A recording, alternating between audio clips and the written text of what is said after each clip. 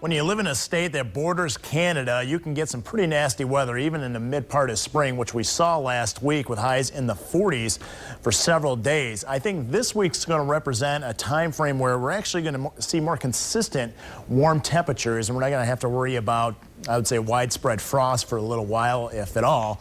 And it looks like, again, a more consistent, warmer pattern, and that's going to be reflected on the 8-day forecast and also the 8 to 14-day outlook, which I'll show you coming up at the bottom of the hour.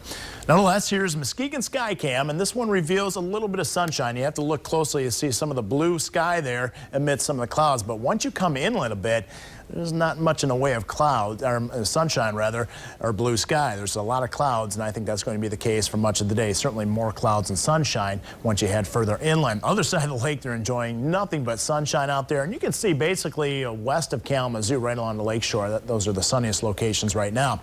Well, where is the rain? Well, dry here throughout central and lower Michigan, actually all of Michigan right now. There are a few showers earlier today in the Thumb region. They have now pushed to the south. There's a pretty strong upper level disturbance moving through, and will give us a slight chance of a shower east of US 131, and even east of US 131. I don't think you're going to need the umbrella much at all today. I think most of the time it's going to be dry.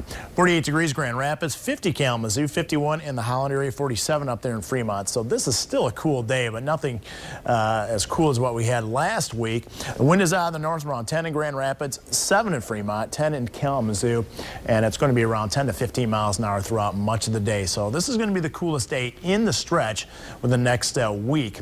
Futurecast shows that straight chance of a shower, again, mostly east of US 131. A lot of persistent clouds out there.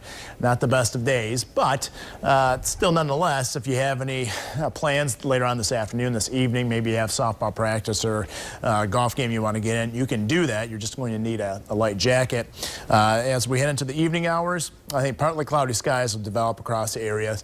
It will be dry out there, and as we head in through tomorrow, mainly dry as well. A little more in the way of sunshine at the lakeshore, more clouds inland, which is very typical for this time of year. Here's the 8-day forecast.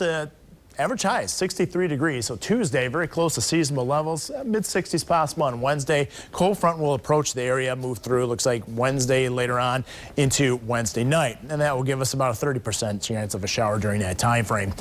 And then it'll knocks temperatures down just a little bit on Thursday to around 60.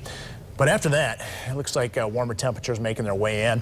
A couple chances of showers here and there. I think most of the weekend will be dry, but the big news is 70s in the 8-day forecast. And the bigger news is there's nothing below freezing, even on those lows. So yeah, this is a time of year you have to be concerned about that, and I think we're beyond that for a while. I don't see any really cool temperatures even in the morning. And I'll show you more on the beyond the 8-day forecast again with the latest 8 to 14-day outlook, which I haven't seen one of these in a while, so it'd be nice to show you.